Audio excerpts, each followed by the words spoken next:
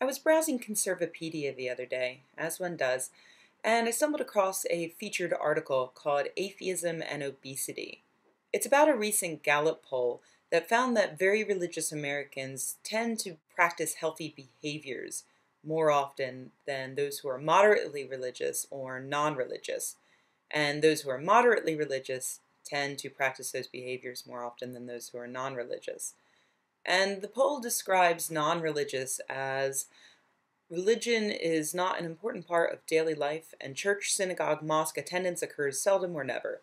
They say that this group constitutes 29.7% of the adult population.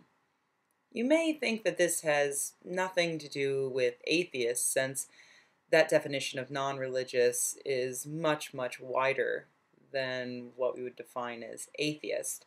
You can pretty much estimate about 15% of Americans claim to not have a religion.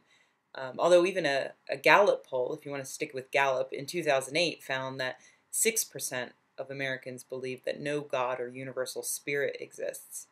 So, yeah, non-religious in this poll doesn't actually equal atheist. So you have to wonder why Conservapedia is writing an entire article about atheists and obesity. Well, Conservapedia is actually a bit more thorough than we might like to give them credit for. To support their proposition that atheists are unhealthy lardasses, they include some unimpeachable evidence. A list of overweight atheists. They start with the American Atheist Organization, pointing out that they saw a picture of their current board of directors, and some of them were, and I quote, facing challenges in terms of their body weight. Ooh, harsh. They also mention Matt Dillahunty and YouTuber The Amazing Atheist and PZ Myers. Then they point out that lesbians are more likely to be overweight, and homosexuality is a sin according to the Bible, and some lesbians are atheists, and therefore some lesbians are sinful, overweight atheists, I guess. As a counterpoint, they offer this fine specimen, Chuck Norris. Who could argue with that manly beard, that waving flag backdrop, that trustworthy crotch?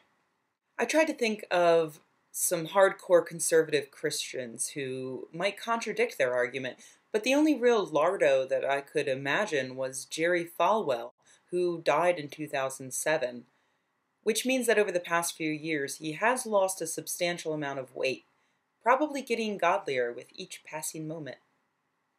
So, QED, atheists are fat and good Christians are thin and healthy.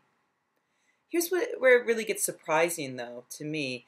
Conservapedia uses PZ Myers as an example of an overweight atheist, using a photo of him from early 2010. Now, I've hung out with PZ quite a bit since then. We were at TAM London together in October and Skepticon 3 just back in November. And here's the shocking truth. Over the past several months, PZ has become quite svelte. This can only mean one thing. PZ Myers has converted to Christianity. I'd like to speak directly to PZ now because I know he watches these videos. PZ, please, for the good of the movement, I must beg of you, come back to the fold. We have cookies and booze and lesbians.